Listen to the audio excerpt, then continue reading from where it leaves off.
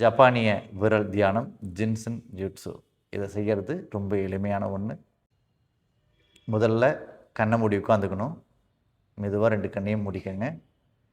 உங்களுடைய கரங்களை இடது கை லெஃப்ட் ஹேண்டை செஸ்ட்டுக்கு நேராக வைங்க.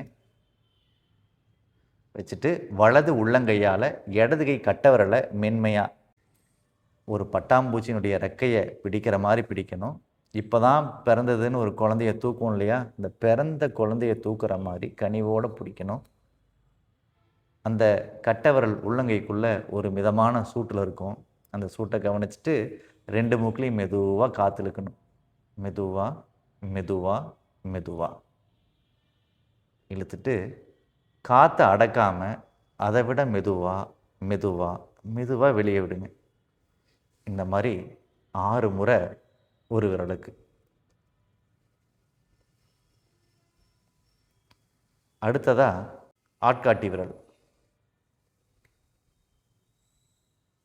அதே மாதிரி மென்மையாக ஒரு பட்டாம்பூச்சியினுடைய சிறகை பிடிச்ச மாதிரி உள்ளங்கைக்குள்ளே அந்த விரல் அரவணைச்ச மாதிரி இருக்கட்டும்.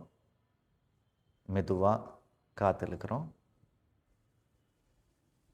இழுத்ததை விட மெதுவாக காற்றை விடுறோம். இதில் எந்த சூழல்லையும் காற்றை அடக்கக்கூடாது.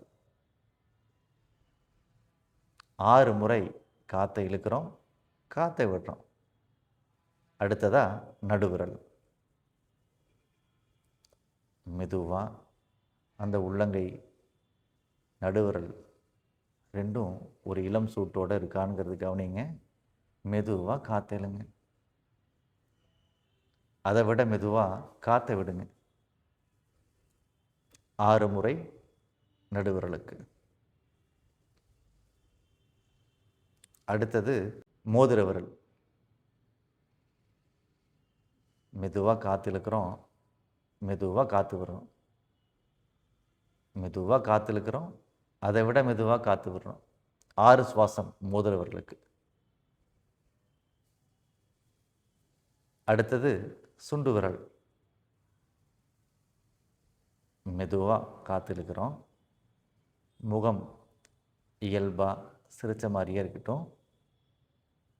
இழுத்த காற்றை விட விடுற காற்றுடைய நீளம் அதிகமாக இருக்கட்டும். ஆனால் மூச்சு அடக்கக்கூடாது. 6 சுவாசம் இழுத்து முடித்த பின்னாடி கரங்களை குவிச்சு வச்சுக்கிறோம். உள்ளங்கை வலது உள்ளங்கை மேலே, இடது உள்ளங்கை கீழே.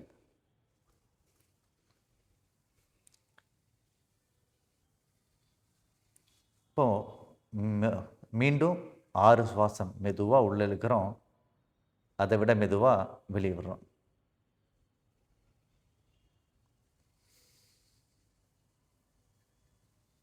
மெதுவாக இழுக்கிறோம் காற்றை, மெதுவாக விடுறோம்.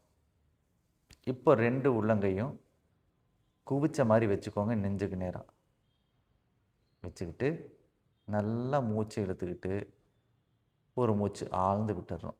இப்போ 2 உள்ளங்கையும் தொட மேலே வச்சுக்கோங்க. இதுதான் இந்த தியானத்தின் முதல் நிலை.